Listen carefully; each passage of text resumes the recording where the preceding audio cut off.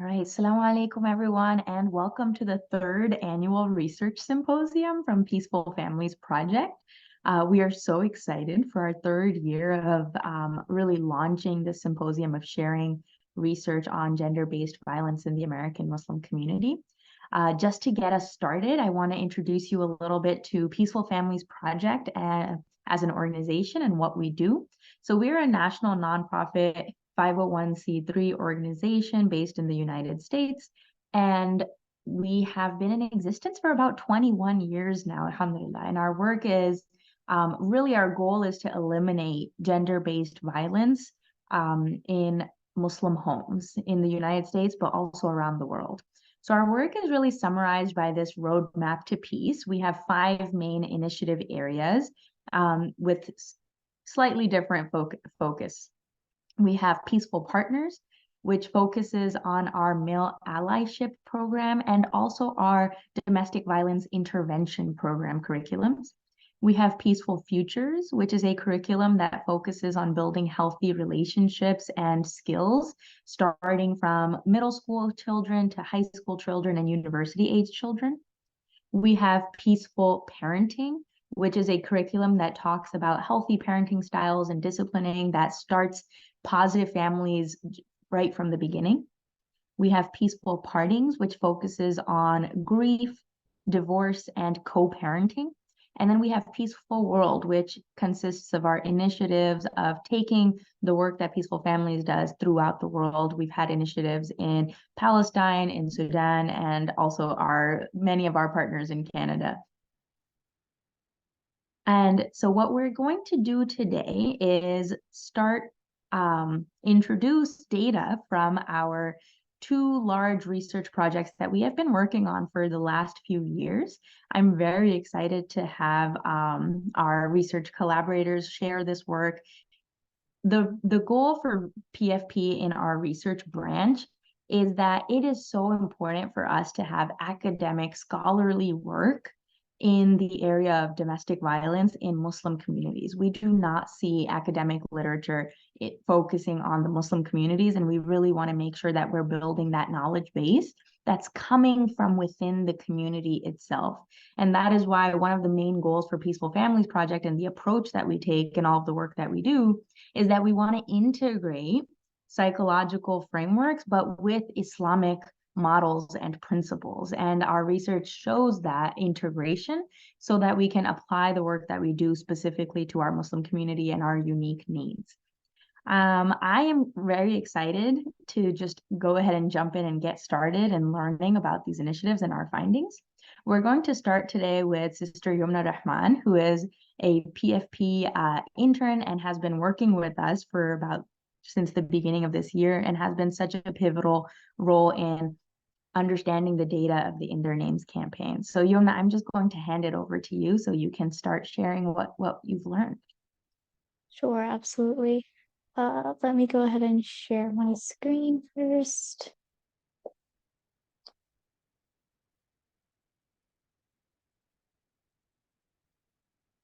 Okay.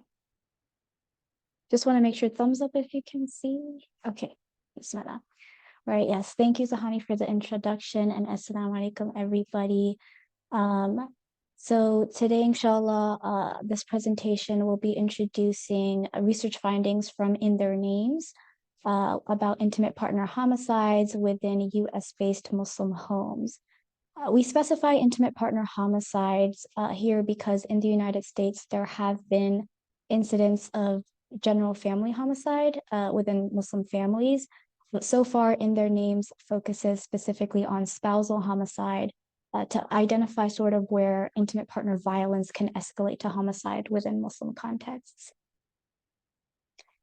So to give a bit of background, In Their Names is PFP's national campaign to document the stories and the lives of Muslims that we've lost to intimate partner homicide. And it was initiated in the summer of 2022 after the Muslim community lost 8 lives to intimate partner homicide within months of each other. We lost Sister Sadia Manzoor, her daughter Khadija Muhammad, and her mother Inayat Bibi in March. We lost Sister Sania Khan, Alia Muhammad, and Dana Alotaibi, who was pregnant at the time, within days of each other in July. And then we lost a sister and mother of 9 children later the same year in August. And the thing about each of these incidents is that they were all very publicly reported. They hit the national news media. And so in response to this, PFP initiated In Their Names. So the purpose of the project is to, first of all, memorialize and honor the lives and stories of Muslim victims. But secondly, we wanted to document these incidents because to this day, there is no database that keeps track of the faith traditions of domestic homicide victims. Not even the National Resource Center for Domestic Violence does this.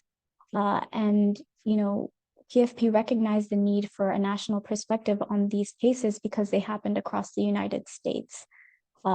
Documenting these stories also helps us with thinking about prevention and intervention strategies because a problem within our Muslim community needs a Muslim-specific solution. And so In Their Names gives us that spiritually integrated data and insight into the problem. We collected In Their Name stories primarily through 2 methods here on the left. So because these were all publicly reported cases, we made use of news media for factual information. Then we also supplemented that with a nationwide data collection effort, and this relied more on community knowledge and storytelling to humanize the narratives. In terms of analysis, we decided on a multiple case study because this gives us the ability to talk about each case uniquely because, you know, these were real complex situations and real human lives that we lost, but also a multiple case study because the study is limited to publicly reported murders. So that means our findings are limited to the number of cases we recorded and it's not all encompassing. Finally, we used what's called a constant comparative method of analysis. This combines the quantitative data-based evidence, like some of the percentages we will be sharing further on, and also combines the nuance that qualitative storytelling allows. Some considerations to note before we talk about findings is that, first of all, this is an exploratory study. This is the first database study on Muslim intimate partner homicides, and because of that, there were very few research models to build on. And so the findings we're presenting today are based on our best analysis, and we're hoping it'll be a stepping stone for further research. Number 2, some stories are semi-complete. You know, we did make an effort to gather as much information as possible, but for some cases, not everything could be found out. So this did leave some gaps in some victim stories. Number 3, some of the more recent cases have ongoing investigations. In the past year, we have, we know of 8 more incidents that have occurred. And so, we're updating our knowledge base as details emerge. Finally, again, this is based on publicly reported cases. There are probably, Muslim victims who we don't know of and we may never know of. But again, this research is not comprehensive. So moving on to findings, what do the stories that we've reported tell us about Muslim intimate partner homicides, and what are the risk factors that can lead to such an escalation of violence? Here is a timeline of the cases that we recorded. The earliest case occurred in 2000 with the murder of Sister Shafra Saeed, and the latest occurred August of this year, so a couple months ago, with the murder of Sister Hadil Hikmat. As you can see, public reporting about Muslim intimate partner homicides really picked up in the past few years, especially since the summer of 2022. The number of victims who were killed per incident also was higher the more recent a case was. As you can see, more recent cases had 2 or even up to 3 victims at once. In total, we documented 23 publicly known cases where Muslims have died, and that amounted to a total of 32 victims.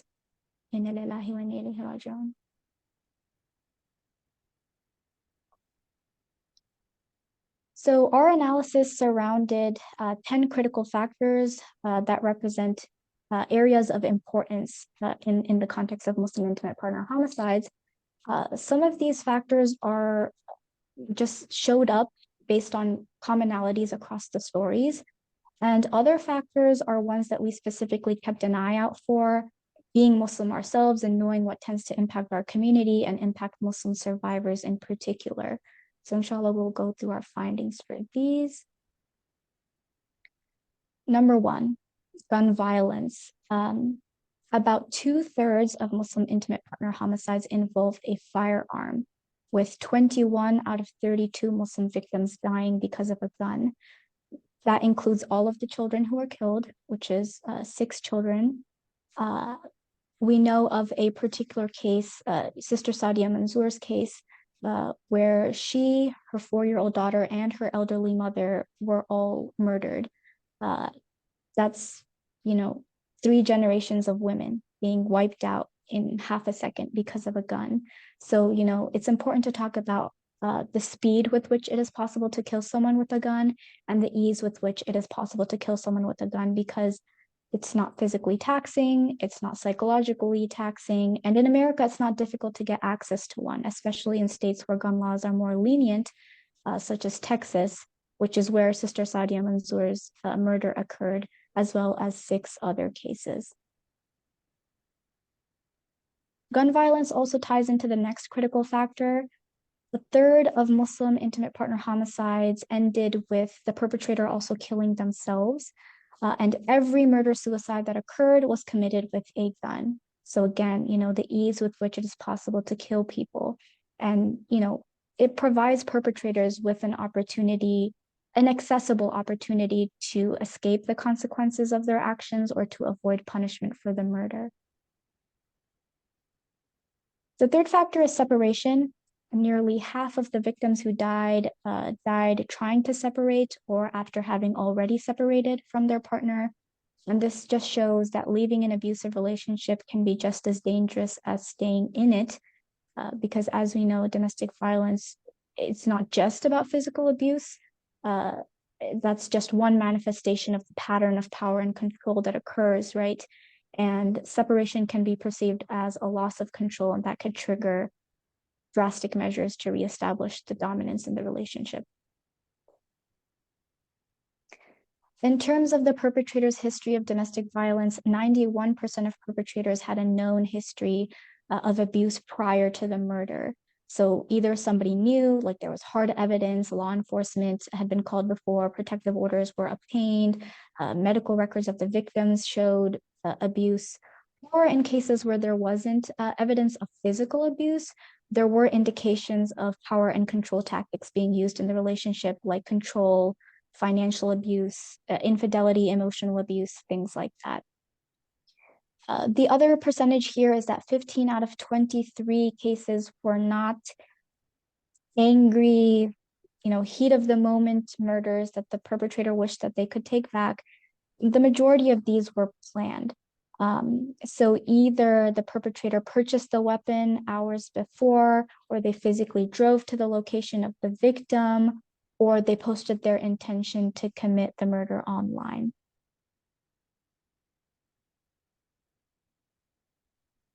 The next factor is about the impact on children. So out of the 23 cases, only 13 actually involved children. The remaining 10 either didn't have children in the relationship or there wasn't enough information to tell. But in the 13 cases, 30 children were directly involved, 6 were victims themselves, and the remaining witnessed or directly reported the incident. So for example, in the case of the 37-year-old sister from El Cajon, California, she had 9 children within the ages of 2 and 17, and they were all inside the home during the murder. With sisters Misa Zarur and Dua Abdul Wafa, they each had 4 children who were also inside the home during the incident.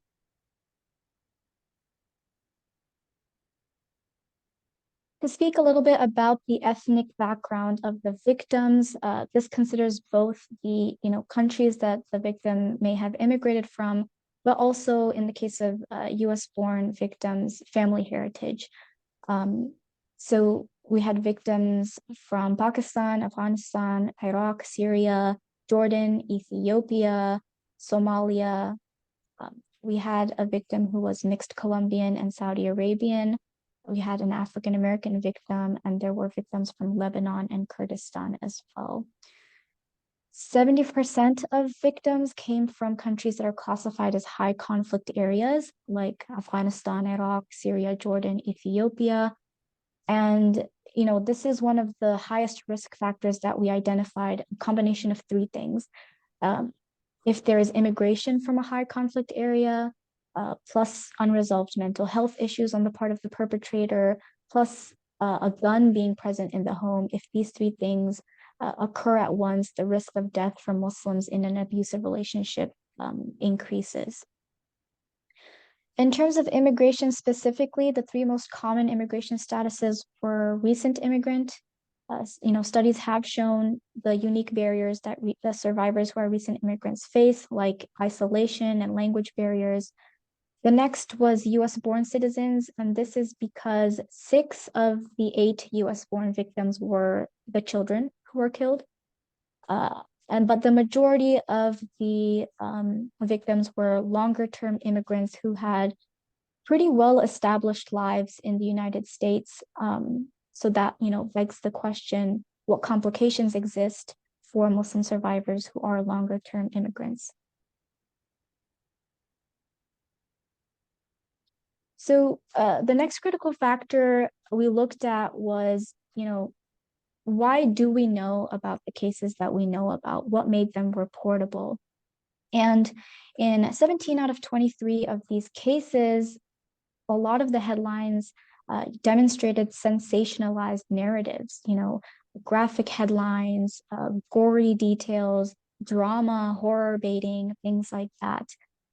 Sometimes they also demonstrated Islamophobic references to terroristic beheadings, honor killings, oppressed Muslim women, or headlines that reinforce stereotypes about Islam as inherently violent, especially towards women. We also looked at the role that family, culture, and religion played. Of the 23 cases, only 19 showed indications of these factors playing a role, whether that was positively or negatively. So, for example, some victims, such as Sister Alwiya Muhammad, had very supportive families who spoke out about domestic violence. Other victims did not have the same family or community support. Some victims were struggling with cultural taboos surrounding divorce or interracial marriages, or being the breadwinner of the family as a woman. 2 victims were military spouses, so there may have been the influence of military cultures of violence and misogyny there. And then finally, some victims did face a spiritual bypassing from imams or community members who used Islam or Quran to dismiss the abuse in the way that Muslim survivors typically tend to hear. So these in some cases, these factors were present. Muslim victims ranged in terms of religious engagement. Now, of course, as Muslims, we cannot judge people's religiosity, right? Because taqwa and piety, that's in the heart of the believer. It's for Allah to judge alone. But, in terms of what we could see, in terms of engagement across the spectrum, victims varied in religious practice. For example, some wore hijab, some wore niqab, some did not. Some victims, shared that they felt like they were ostracized in their community. Other victims were community leaders doing work, and other had professional religious education. So the evidence shows that religious engagement is not a factor that determines or warrants abuse and death. Oftentimes in the Muslim community, we have this idea that domestic abuse only happens to quote unquote bad Muslims, but this is simply not true. Here is our Muslim Ummah's response to these deaths. 13 incidents were not responded to. 6 had immediate responses related to domestic violence, and often because the victim's family was behind the push for, leaders or community members talking about domestic violence or doing something. 4 incidents were responded to, but domestic violence was bypassed, and leaders chose instead to focus on mental health.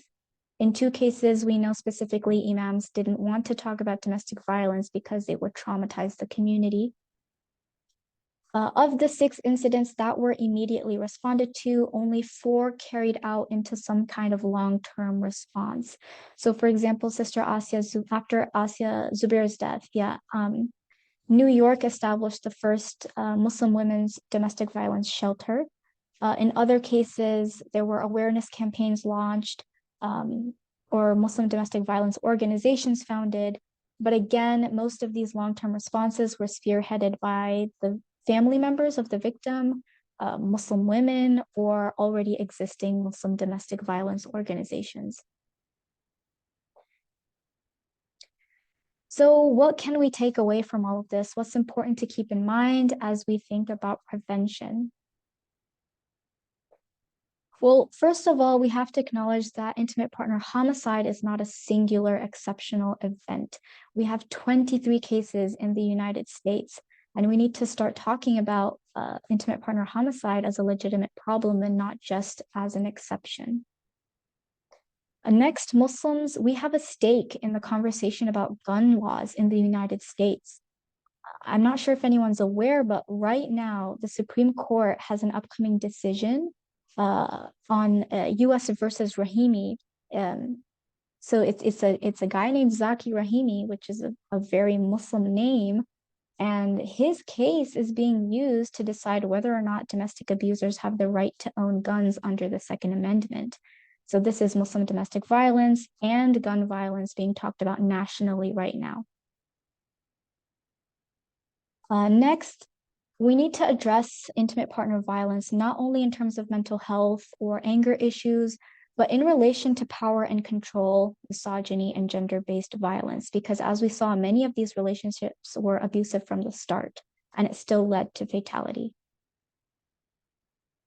We need to intervene with the abuser. Among the cases, we know of stories where perpetrators themselves were getting pushed out of the community because of their actions, and so they didn't get the help they needed either. And so this is where Muslim male allyship can become critical. The evidence also shows us that we need to focus on immigrant populations because of the added barriers that survivors face at this intersection. The evidence showed us that Islam and culture are things that can play a role in the relationship, in the abusive situation, but that happens in every community. And so just blaming Islam or culture is a generalization. Next, we need long-term responses. We need follow-up because, our short-term responses don't carry into anything longer. Next, judging victims' religiosity is not useful. Again, we saw the data about victims ranging in terms of their religious practice. So it's just not a useful factor into intimate partner homicide. And finally, without destigmatizing conversations about intimate partner homicide, the topic itself will be further minimized and cases will go unreported. So, we need consistency in our conversations about it. So before I conclude, inshallah, I do want to take a moment to read the names of the victims whose stories informed the study. So inshallah, if you will take a moment with me. Sister Shapra Saeed, Sister Asia Zubair, Sister Nazar Hussain, Sister Nazish Noorani, Sister Shaima Alawadi, Sister Noshin Kausar Chambers and her 11-year-old daughter, Sister Hanan Saeed, a 36-year-old sister from Plano, Texas, Sister Wasam Musa, Sister Maryam Yusufi, Sister Sadia Manzoor, her mother, Sister Inayat Bibi, and her daughter Khadija Muhammad, Sister Sanya Khan, Sister Awiya Muhammad, Sister Dana Alotaibi and her unborn child, a 37-year-old sister from El Cajon, California, Brother Muhammad Sharifi, Brother Sanjar Holland, Brother Abdul Holland, Sister Layla Al Rahil, Sister Dua Abdul Wafat, Sister Dawn Shay Hardy, Sister Mesa Zarur, Sister Misbah Batul and her daughter Ayazia Zanur, Sister Layla Sherwani, her son Shaheen Sherwani, her other son Mateen Sherwani, Sister Hadil Hikmat. Inna lillahi wa inna ilayhi raji'un. Thank you for listening.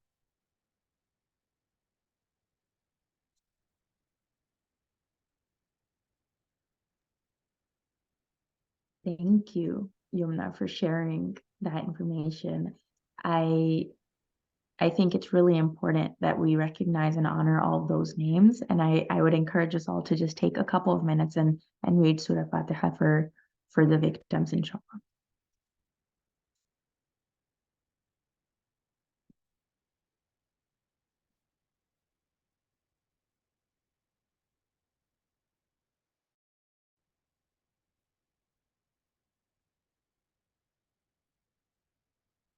I want to open up the space for folks' thoughts because this isn't just a research project, right? These are lives, these are stories, these are our sisters, these are our brothers.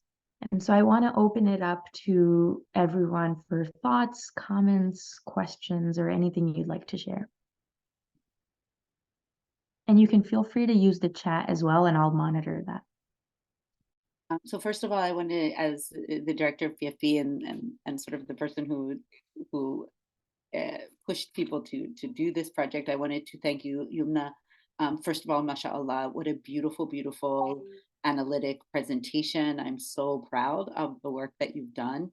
I also want to recognize your own personal sort of sacrifice in having to absorb these stories and spend time in this data and really search and do all of the things that you needed to do to be able to put this data together. So I thank you doubly for having the courage to and the patience of the sabr and just, you know, to go through that data. I will just add in one thing around the idea of conflict, because of course this is such a big it's such a big topic at the moment. One of the things that the UN, in their, you know, lack of infinite wisdom, has done is to really focus away from mental health in refugee situations and in situations of high conflict, understandably, because what they want to say is everybody's fine. They just have to have a safe place. And once they have a safe place, it's fine. So their model of mental health first aid being, we just have to go in, put a Band-Aid on things and send them on their way.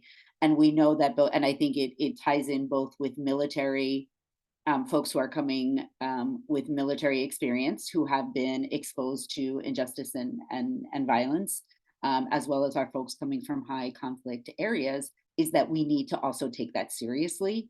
You do not forget the massacre of your family and your land and, you know, all of the things that happen in war, whether you're there voluntarily as a military or some other position, or as a victim. But those things do not go away easily, right? So our model at the moment nationally, because it makes people feel better, is, oh, everybody's fine, we just get them to safe places. And I think this data especially speaks to the need for long and deep, and I don't even want to say services, but acknowledgement of the pain that happens in conflict and that deep-seated trauma that may not look like PTSD, that may look like something else, because you've grown up in a place where, non-trauma is not an option.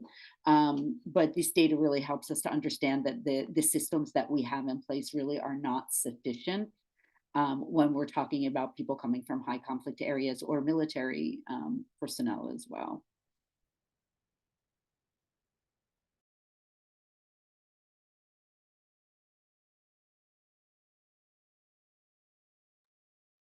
Thank you for sharing that, Denise. I think one of the, oh yes, Dr. Anissa.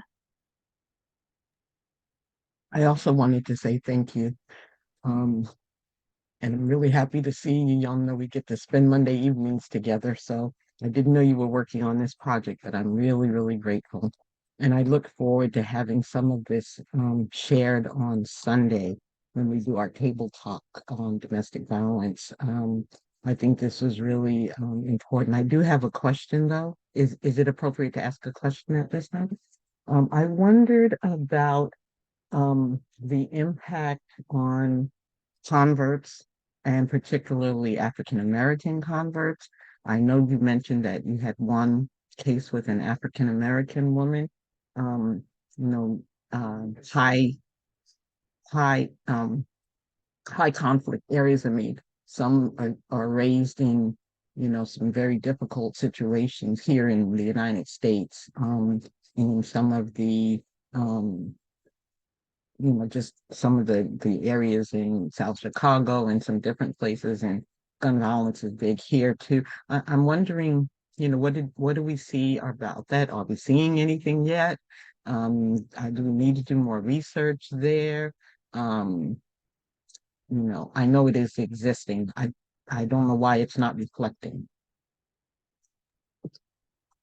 Yeah, so I can speak about the cases that we saw. So Sister Danche Hardy was Ustad Asher Kirk's cousin. So we were informed of the case by a community member. Ustad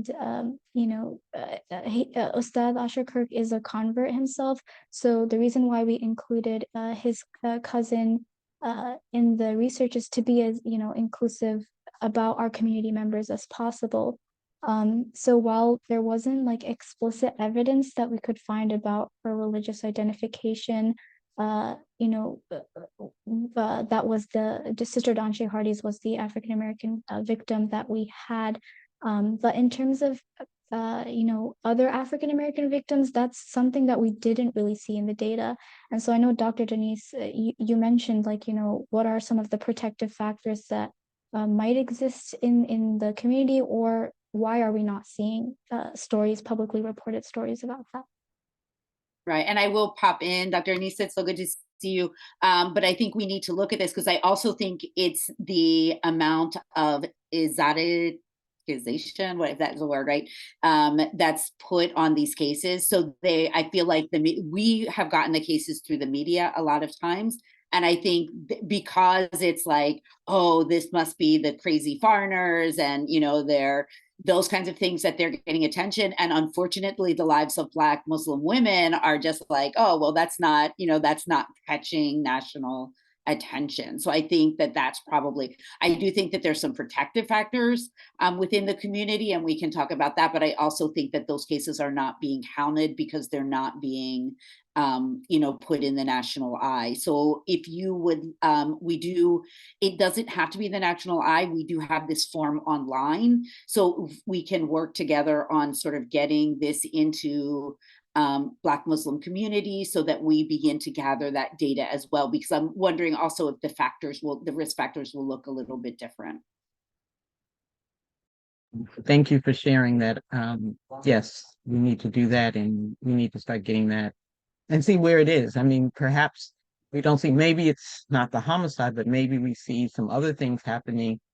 Definitely there's domestic violence, we know that, but where is it and what degree is it? I think we need to know. The other question is, do you have the case in your list of the sister that was killed here in Arizona in Chandler during Ramadan? Was she among those that we spoke of? Okay. Yes, yeah. Thank you. Thank you for bringing up those really important questions, Dr. Anissa. And I want to follow that up with two points that Yomna mentioned in the beginning of her presentation that I think are just so essential. One is that this is an ongoing campaign. And it's not ongoing in the sense that we want this research to drag out. It's ongoing in the sense that intimate partner homicide has not ended. And if you remember back to the beginning of this talk where I said Peaceful Families Project as an organization, our goal is to eliminate gender-based violence in Muslim homes. Our goal is to eliminate intimate partner homicide in Muslim families.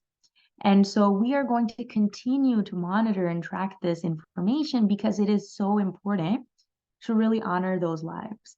And so this is ongoing. The form is on the website. I can pop the link in the chat for folks to see what's on there. We also have the list of names on our website. It's peacefulfamilies.org/ITN.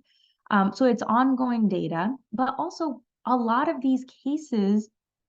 So we've talked about 23 documented cases. These are documented cases. This did not start in the year 2000 with the one case, right? This has been happening for a long time.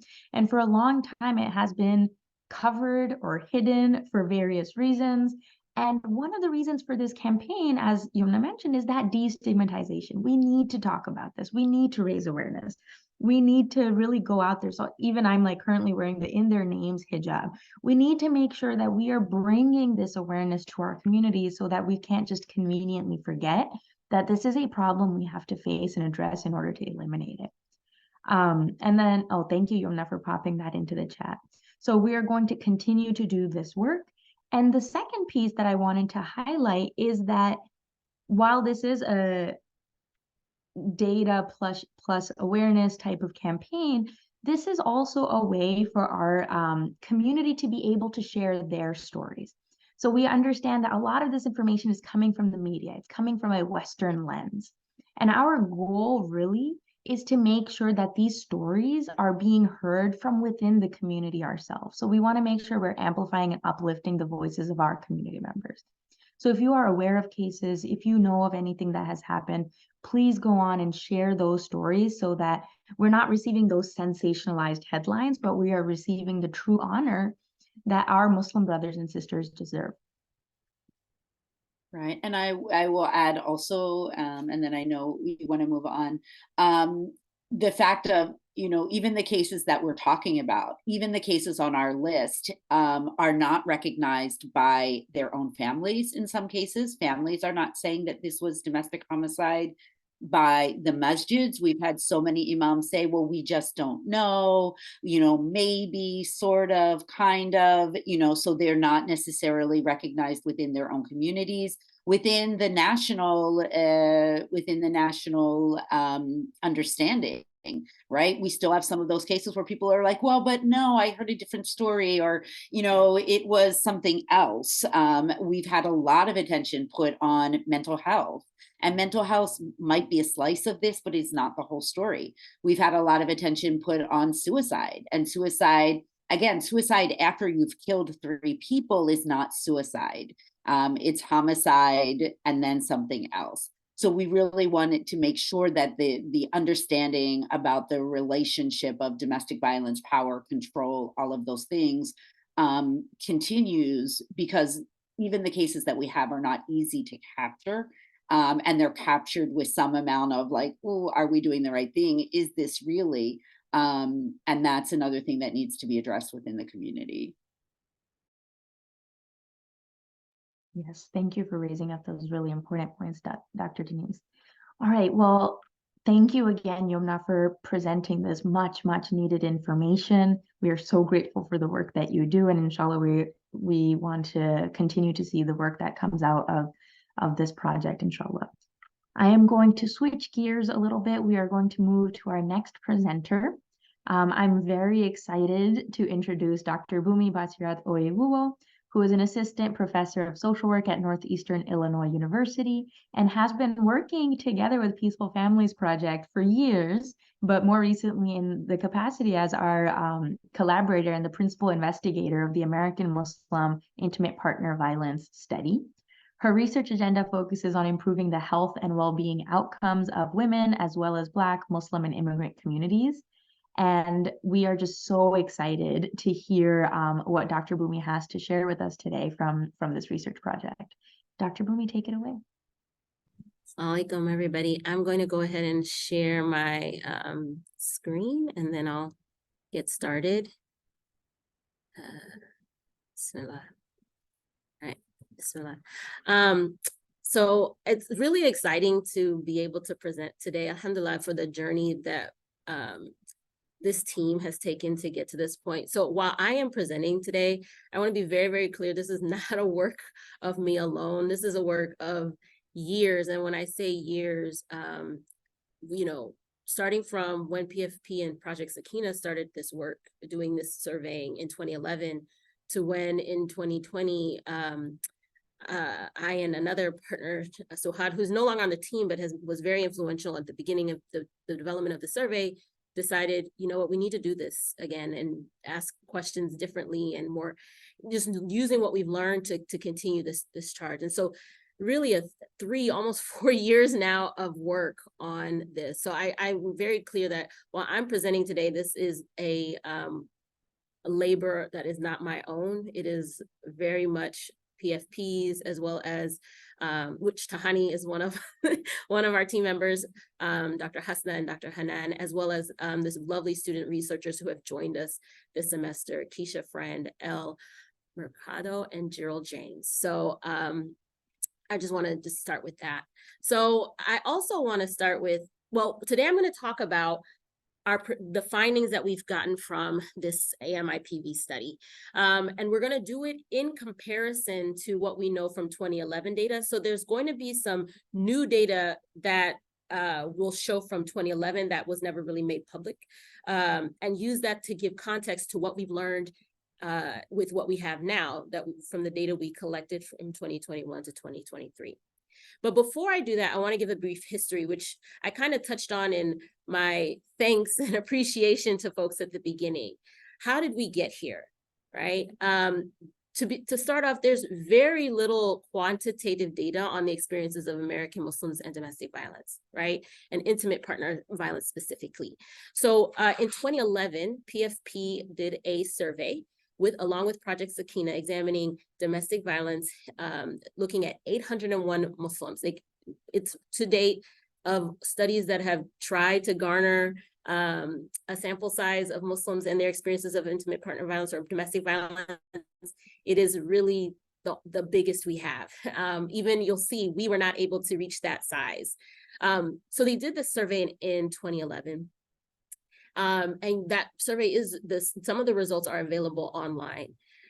Since then, people have used that data in a range of ways. It's really been our context for how we understand domestic violence in American Muslim communities.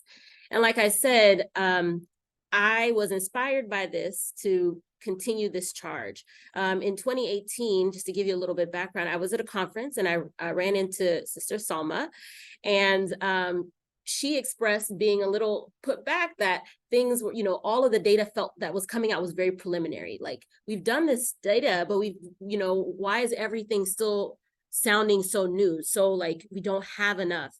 And so I asked her, can I look at this data? And while that data is almost published, it is still a work in progress. Looking at that data more in depth, it inspired us as a team to really look at, what do we know now? If starting back in 2020, we met to start thinking about, what do we know now? How do we investigate this in this context? So it's kind of it's a sequential, it builds on what we've already done, but trying to do it in a way that uses some standardized measures, considers the current context in which we live, recognizing that we do need updated information on what's happening in our communities as our social context shifts very rapidly. And so that's sort of the motivation for this project. And then recognizing that for us to be able to have funding to do this work, we need information on our communities. And for that information to be credible in many ways, it needs to come from our communities. So again, I'm very proud of the team that we've had and the work that we've done over these years to get it done. So I'm going to present some preliminary findings to you. this is a chunk of what we've gotten from this data. It's a massive data set, and we look forward to disseminating this out in chunks throughout the years, or yeah, probably years. But I'm going to start with what we're going to focus on today. And like I said at the beginning, I'm going to contextualize it by also comparing to what we know from the 2011 data. So we asked of the data three broad research questions. What is the prevalence of family violence and intimate partner violence in a sample of Muslims in America, right? So I'm gonna briefly explain this. You will hear me say interchangeably intimate partner violence and domestic violence. When we did the 2021 to 2023, also known as the AMIPV survey, we were very intentional that we were going to focus mostly on intimate partner violence. So violence where there was violence between intimate partners, because domestic violence can encompass family violence. And in many ways, PFP attends to family violence in their work, right? So it was an acknowledgement that we're getting more narrow, and recognizing also we're not fully covering the scope of the work that PFP has historically done, right? Family violence is a sort of larger umbrella than intimate partner violence. So you'll see me pull some statistics from both 2011 and and the AMIPV survey from that. Then what is the prevalence of different coping strategies utilized by American Muslims for intimate partner violence? So when we think about the ways in which someone, when they experience violence, how do they respond to it? And this is beyond just help. What are the other mechanisms or tools or strategies they use to cope with the violence they're experiencing?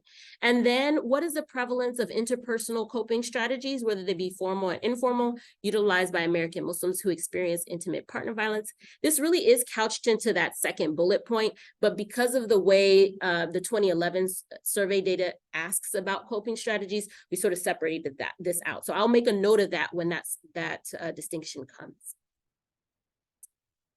So, So who was in our sample? So I'm going to briefly talk about some differences or compare 2011 sample to the AMIPV sample. It's not going to encompass all of the demographic information that we gathered. There was a lot that we gathered from both surveys. So I'm going to highlight just a few. If you'll see that this slide has sample size, the gender, and born in US. So trying to capture immigration in some way. In 2011, the sample size I had mentioned earlier was 801. With our AMIPV survey, the sample size was 366. A brief caveat to this: statistically, everything we're going to present is going to be on this 366 sample size. However, our number of who actually completed some of the first few questions was actually larger than this, but we made a decision as a team to only include those who completed at least 80% of the sample. So with that, the sample size, all of our results are going to be based on a sample size of 366, even though more people took portions of the survey than 366. When we look at gender, in 2011, there were 78% of the sample were women, 21% were men. In the AMIPV survey, we asked a more broad question about gender. So 71% were women, 8% were men, and 0.3% identified as non-binary. We did have missing data because, again, we were looking at only those who completed 80% of the survey. So about 20% don't have this answer there. Some people may have just not answered the question about gender, right? Then born in the US or not, it's kind of similar in terms of the percentage that were born in the United States. About half the sample in 2011 and in the most recent survey were born in the United States. In 2011, 48% were born in the United States, whereas in the AMIPV, of those who got to this question, 29%. So we had 21% were missing, meaning they did not answer this question about where they were born, right? So that's why you see it doesn't quite equal up to 100, because we had folks who didn't answer this question. And then when we look at race and ethnicity, the categories are slightly different from each year, so we can't compare them quite exactly the same, but we can recategorized in different ways. So in 2011, race and ethnic ancestry, that question was an open-ended question. It was, what is your racial or ethnic identity? So people put it in. So this categorization was one that early on, we had to make some decisions as to how we break up the sample. So using what people told us, we categorized them into different racial and ethnic categories. In the AMIPV survey, we used a question so my university had done a climate survey, and they had a very extensive way of asking about race and ethnicity. So they had these categories you could choose, but also you could describe more about your ethnic background. So we used those categorizations instead of leaving it open-ended only for folks to talk about their demographic background, right? In both samples, you will see that the highest percentage of folks who completed this question, the survey at this point, were identified as Asian. We have some differences with everybody else. It was it doesn't quite compare quite the same. So you'll see here the way we characterize Arab and North African here. 25% completed the survey. Sorry, 25% of the sample identified as Arab and North African in 2011 versus 10% in the AMIPV survey. But again, it's hard to compare quite directly, because we also have a category for Middle Eastern that may have been in this categorization wrapped into that. But the others kind of all fall into the same categorizations. So that's our racial and ethnic background. So I'm going to move into our first set of research questions, which was about prevalence. There's very little data out on prevalence. And so it is really important for us, even though we are capturing so many other things in this survey, to really talk about prevalence rates. We recognize there's lots of limitations in the way we can talk about and make assumptions about the Muslim community, but this is the data that we have. And so the more we continue to engage in research and get better in our methods of recruitment and our ideas for how to ask these questions, inshallah, the better we will get at understanding prevalence in our community so that we can address this problem. So what is the prevalence of family violence and intimate partner violence in a sample of Muslims in America? So I'm going to begin by talking about what we know from 2011, and then lead into 2023, the AMIPV study. So in 2011, there was a question that was asked of those who completed the survey. Have you experienced family/relationship violence ever in your lifetime? This could include emotional abuse, verbal abuse, physical abuse, sexual abuse, and financial abuse. So in this question, what was being asked was family violence in general. So it wasn't just, did you experience intimate partner, violence by an intimate partner? It was rather your family, right? Which could also, which includes an intimate partner, but also includes your mother, your father, your aunt, your uncle, right? All these other people in your family. And at that time, 31.5% or 252 folks said they had experienced family violence versus 68.5 who had not. When we broke this down by the different, the question of who committed this violence, this showed us a lot of things, including that spouse was one of those categories that was asked about. So when there was a follow-up question asking, in your lifetime, who were you abused by, right? And this is in order of the prevalence. So in terms of, with the exception of spouse, right? Spouse is highlighted in green because we're going to talk about that in the next slide. When we think about the family core, excluding the spouse, the father was the most prevalent person who had committed abuse, then the mother, siblings, then in-laws, uncles, step-parents, grandparents, aunts, and then child. So in this sample, again, this is why I emphasize we were very specific in 2020, in the most recent survey, AMIPV survey, to be sure we were talking about intimate partner violence and making that distinction, because PFP has historically and continues to concern itself with the family, right? And that's not to say that it's not, it's absolutely important. So we want to make sure we highlight that. But I'm going to speak a little bit to this piece about the spouse. So when we do further analyses on these next few slides, you will see us reference this 193. And these are people who specifically experienced, who indicated yes to this question of family violence and specifically indicated that they had experienced abuse from a spouse. This is different from another question that was asked on the survey about, did you experience violence on an intimate partner, by an intimate partner? I don't have that data in this slide, but we made this distinction to focus specifically on the spouse, just so we can pull it out of the context of family violence. So when we look at family member in particular, right, which includes the father, the mother, the sibling, step-parent, uncle, aunt, grandparent, and child, 31% indicated a family member had was who they had experienced abuse by in their lifetime. Versus when we pull out spouse specifically, it's 24.2% of the sample, right? So it shows that this is so the numbers are slightly different here. Although, yes, this if we exclude the spouse, then 31.2 had experienced of the sample, the total sample had experienced abuse by a family member. So this would be family violence excluding spouse versus those. And then if we only look at spouse, those the numbers are the same. These are the folks who had experienced abuse by a spouse, right?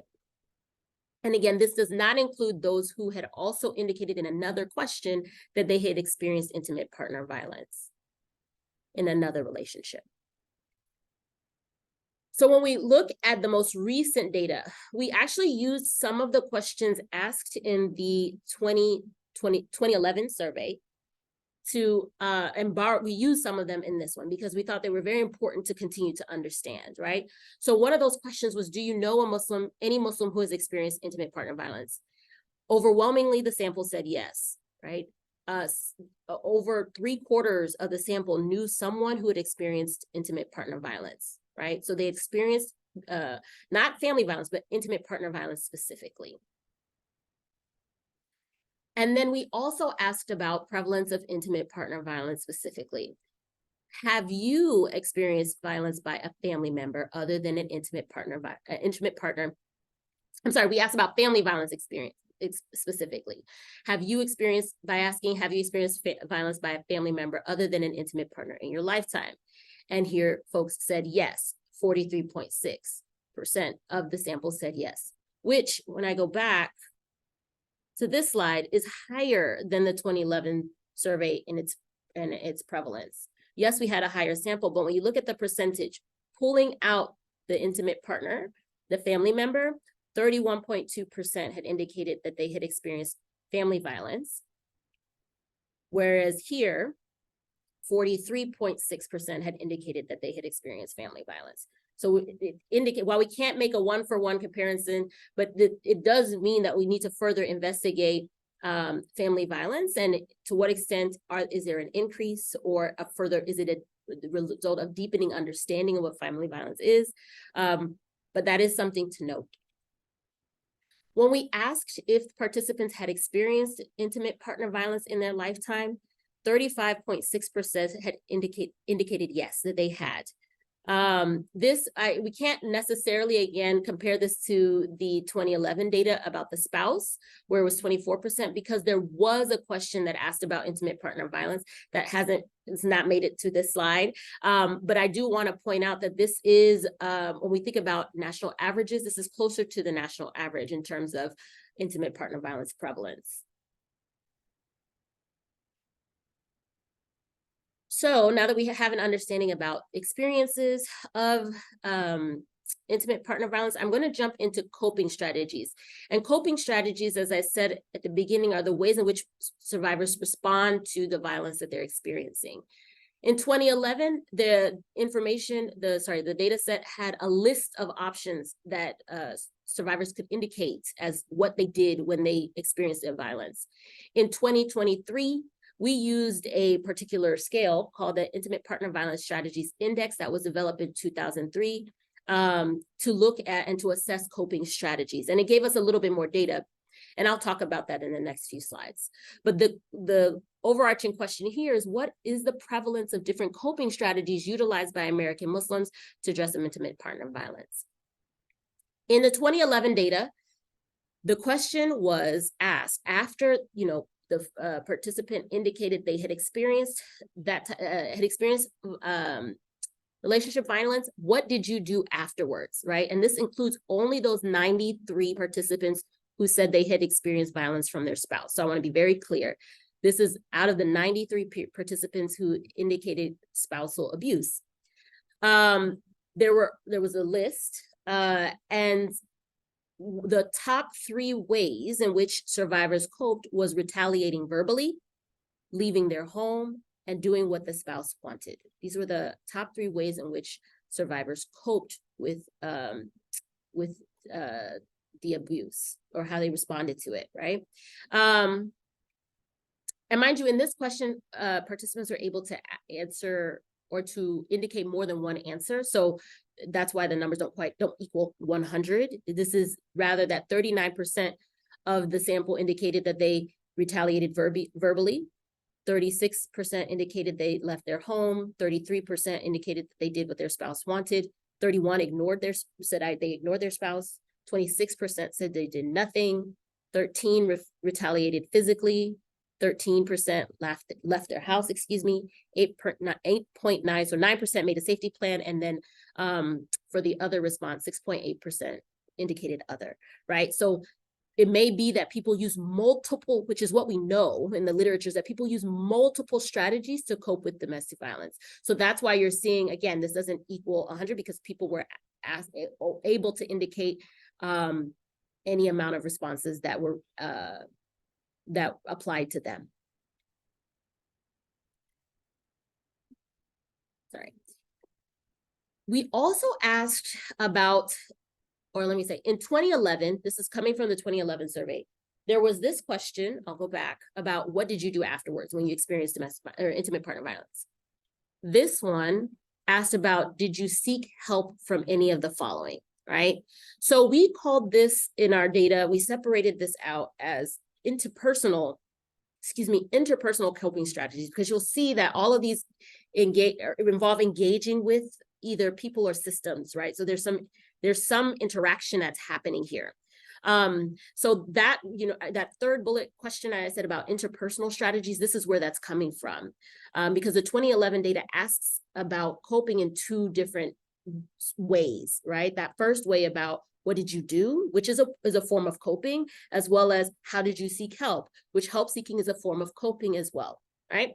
So the top 5 ways of who they sought help from are indicated. So you see 52% utilized family, 52%, so just about evenly, indicated friends, 28.6 indicated that they had gone to the imam, 25.5% utilized a counselor, and 18% utilized a therapist, right? And you can see, while I only highlighted the first 5, there were a range of responses or help-seeking strategies that folks utilized, right? Including going to the police, going to in-laws, seeking legal help, going to social workers, community leaders, physicians, hotlines, teachers, shelters, employers, right? This was a list that they could choose from, and all of these were indicated, right? So in 2023, when we wanted to look at coping, we knew that there was a measure that also measured coping. It had been developed for the domestic violence context to look at the various ways in which survivors cope with domestic violence. In fact, Tahani, who's facilitating today's session, wrote a whole paper on it using this particular measure, and is one of the first papers to use it with a religious group, and I would say the first using it with a Muslim sample. So everybody should go find Tahani's paper. It's brilliant. But we also incorporated that particular measure into this survey. Reason being is it captured not just how people coped, but it captured how helpful that coping strategy was. And we also asked another question about whether or not they had any negative consequences to seeking that strategy, right? Again, this is where having a team of folks is great, because that recommendation, I really believe, came from Tahani. Like, was there harm, right? Was there a consequence to seeking this form of help? And we know that with domestic violence, a lot of this is, it's all of it, staying safe is not without risk, right? Leaving is not without risk. Placating, trying to keep things calm is not without risk, right? So there's risk involved in all of the ways in which people cope. And so recognizing what was helpful, but also what was also leading to harm was very important for us to acknowledge. And so on the next slide, you'll see 3 charts, and I'll explain each one about each category of how they coped, the helpfulness of that coping strategy, and the harm. So the furthest left, where you see coping source and prevalence, this chart is of the most prevalent coping strategies. I didn't include the entirety of the IPVSI because it's got lots of different items on it. So it's not really presentation friendly to show you the entire chart. So what we did was we pulled the top 5 from each of the major categories of the IPVSI, or of the things that we wanted to capture. We also added our own language to some of the IPVSI category items. So you'll see read Quran for guidance. That wasn't on the IPVSI. We kind of added that in as one of the ways in which we knew Muslim survivors coped based on the literature. So you'll see that the top 5 coping strategies are listed here. Turn to prayer, read Quran, ended or tried to end the relationship, fought back verbally, and tried to avoid partner, right? Very similar strategies that were also identified or indicated in 2011, right? Except for this time we used a particular scale that is like a standardized scale for help for these coping strategies. So prayer was, as you can see, in terms of the use, 82% of survivors, right? Or 82% of survivors indicated that they utilized prayer. 59% indicated they read Quran, 76% ended or tried to end a relationship, 80% fought back verbally, and 85% or 86% tried to avoid their partner, right? So this is the prevalence of, like, what were the most prevalent coping strategies that survivors endorsed, right? Now, when we think about helpfulness, like I said, the IPVSI not only asks about coping strategies, but how helpful were they to you? Going from 1 being not very helpful, and 5 being extremely helpful. I think that cut off. So these are the most helpful coping strategies that participants, that were the sample indicated, right? So worked out an escape plan, which was something, which was something we saw in the 2011, worked out an escape plan, was found as to be very helpful. Kept an extra supply of basic necessities for myself and children, was also deemed as very helpful, right? 4 out of 5. Hid important papers from my partner. Was also seen as helpful. Left home to get away from partner, was also seen as helpful, and ended or tried to end the relationship, right? So, which was also one of the most common ones, right? It was the most common strategy and was also seen as the most helpful, right? So when we talk about, while leaving can be a very complicated thing, it appears that survivors are, when they talk about that experience, are saying that was the most helpful. However, when we look at harm, you will see some overlap in some of these other categories, from what was most prevalent to also what was most helpful. Because we also have to consider the question of, did you experience any consequences? That's what we asked. Did you experience any consequences from seeking this form of help or this coping strategy? And when we looked at this, we again took the top 5 most harmful or most consequential strategies.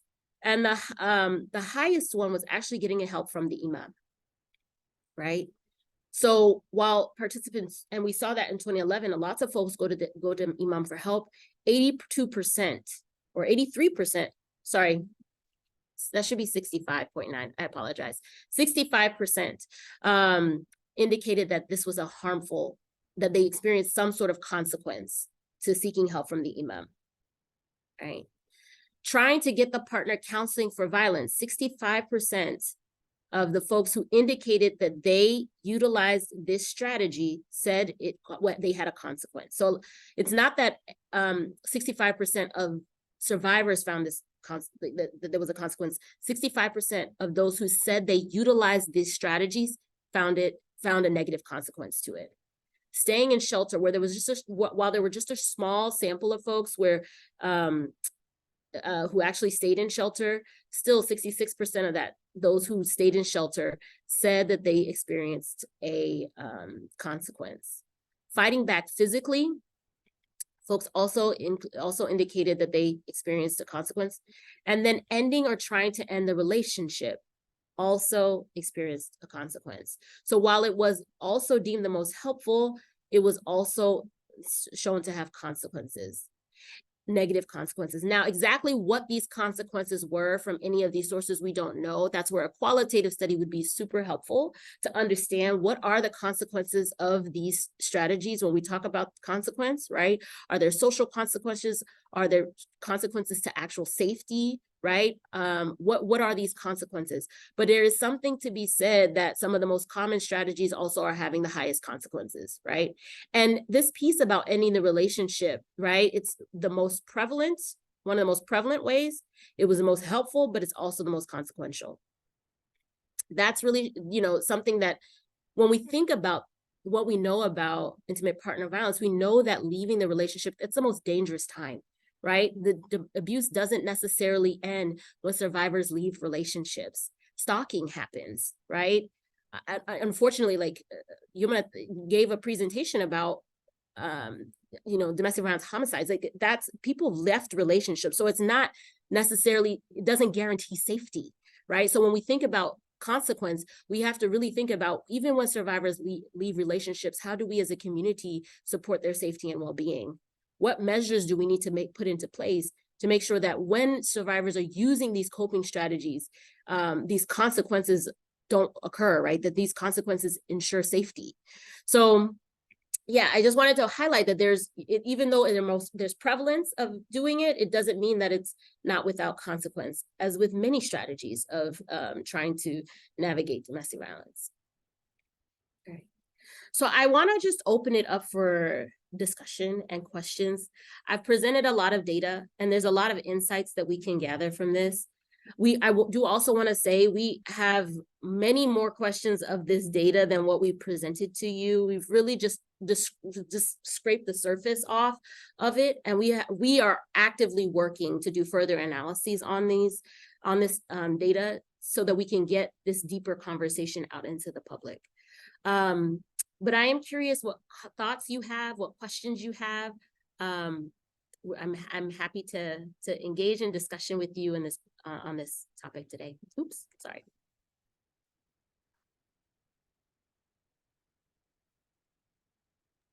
Amazing. Thank you so much, Dr. Bumi, for sharing all of that really rich data, but especially comparing to 2011. I think one of the reasons why I value this work so much is because for years, a lot of us researchers who are doing domestic violence research but focusing on the Muslim communities have been relying on that 2011 data, right? We have been relying on that one source for all of our information. A lot of people who are doing writing grants either for their research or for their community programs, right? Writing grants for Muslim community, like shelters for the Muslim community, or like the work that PFP does. We rely on the statistics from that 2011 data. So I'm just so grateful that we have updated data to really push the work that we are doing.